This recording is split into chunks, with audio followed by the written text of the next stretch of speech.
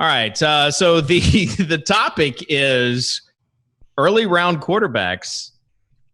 This is something that I was listening to one of JJ Zacharyson, who's the late round QB. Was listening to one of his podcasts, and this has kind of put him in a tough spot. But he says, he wrote the article, so no, it's not a tough spot for him. He wrote the article. What do you mean? Like, yes, his handle is at the late round QB, but it's not like a tough spot for him. Like, he literally is writing the article that we're about to talk about. So it's not really a tough spot, Davis. He's been backed into a corner, and he had to use 4,000 words to write himself out of it. You love to see it.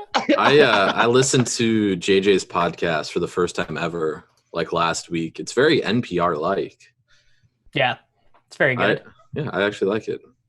And Scott, it's maybe we can have him on the show and get him on a podcast for longer than 15 minutes. He was on my show last week for an hour. Wow. But didn't he make you record it in 4 15-minute segments just because he refused to do a long form show? Yeah. When you just ask him a question, he goes like 5 minutes on it. And he made you manually do the air horn to introduce him. And the mechanical sounds. Moving on. Quarterbacks. Is Lamar Jackson a top 3 round pick? Some people say that's like how he starts it out. But as far as buying into a certain tier of quarterbacks being picked in the earlier rounds, let's go ahead. Davis, where do you draw the line?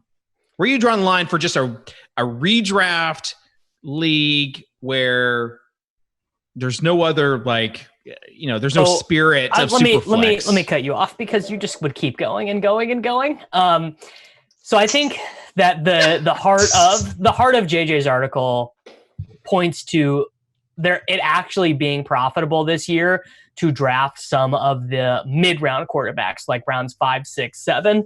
Whereas in the past, you're looking at really overrated guys who are offering only passing volume there. Like, basically what we've seen the last couple of years is whoever has a really good passing season with a really elevated touchdown rate, those are the guys that are getting drafted in rounds 5, 6, and 7. So they have really bad year-over-year projections, because if you regress them back to league average and touchdown rate, they're going to be the same as every other pass-only quarterback. This year, we're getting guys who have really good passing ceilings with Dak Prescott, Kyler Murray. Specifically, those two guys have really good pass ceilings and floors given the volume of offense they're in, the weapons that they've added, and everything else. But also, both of them add quarterback number 1 overall rushing ceilings. Kyler, probably not as touchdown heavy, but Dak having a 10 rushing touchdown season is pretty firmly in the range of outcomes. Had only 1 last year after recording at least 6 rushing touchdowns in each year of his career before that. Did you say you said 10? Yeah. I'll take the under on 10 rushing touchdowns for Dak. I would also take the under on 10 rushing touchdowns. We're talking about range of outcomes here. I know. So it seems like something that people are really having trouble with these days. Okay, yeah, he had 6 a couple of times, but he could go from 1 to 10 next year with Zeke. Do you think you would want to draft the quarterback that has an upside of 10 rushing touchdowns, or the quarterback that has an upside of 2 rushing touchdowns? Or upside of 0 in the case of Tom Brady and those guys? You mean Leone's top 5 quarterback? 5,000 yards and 40 touchdowns? No. Don't get me started. Go ahead, because Tommy has hurt you, and anybody that posts anything positive about Brady, you feel it necessary to just immediately push back. Go for it. You need one other example of me doing that other than Leone's tweet?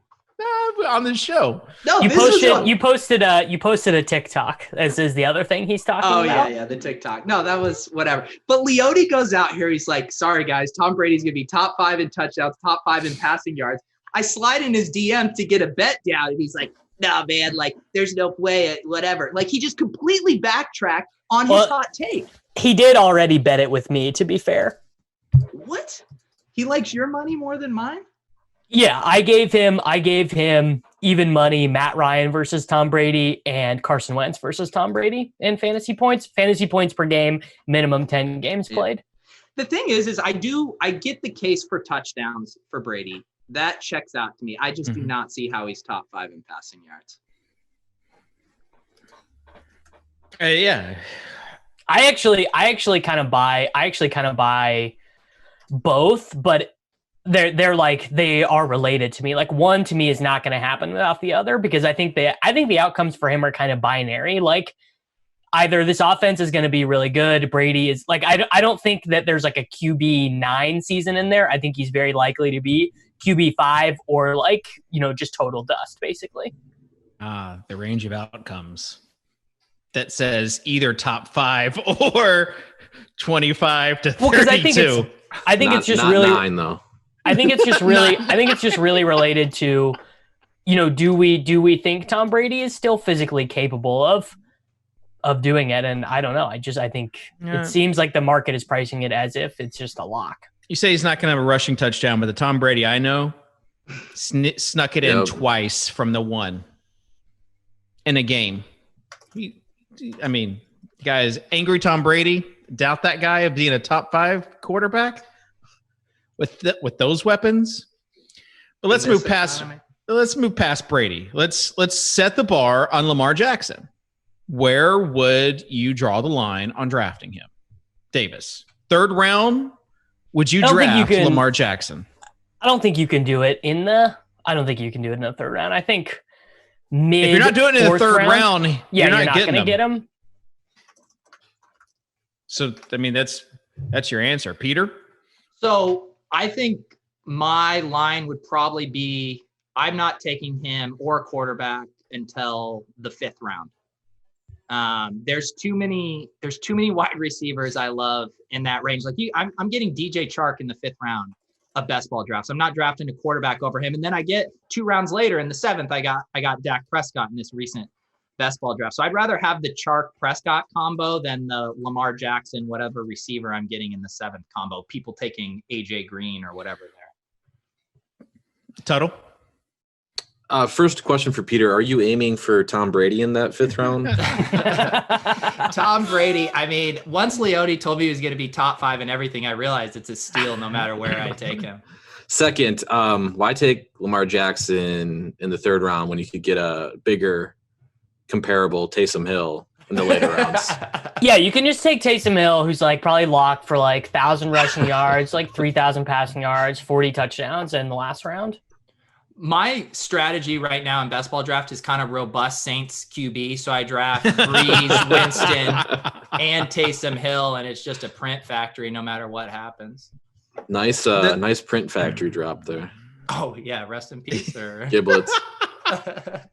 Is it giblets or giblets? It's definitely giblets. It's giblets. Tuttle, what kind of shirt are you wearing right now? Same as you. Oh, twinsies. I didn't get the memo. I could have put mine on. Team corporate right here. Go put it on, Peter. You want me to? All right. Please take your shirt off on the screen. In front of the camera. Yes. All right. I think that's also the point that goes in line with what JJ. To be honest, I didn't read the JJ article. I just saw some Twitter beef. I didn't even know it's a legit thing. I just saw people on Twitter talking about it. But I drafted Lamar Jackson a lot last year because he had that ceiling play. He's like my keeper in two of my home leagues that I'm in. So fascinating. You got him in like as QB 13 to QB 15 last year. Yeah, there's not really a guy like that exists this year. Is there not? Taysom Hill. It's Daniel Jones is the guy that would be close. But I can dig Daniel Jones. Yeah. He's got a brutal schedule to start the year. Just plays against it's just going to be like 4 super low scoring brutal games where he's probably going to fumble like 19 times. So not ideal.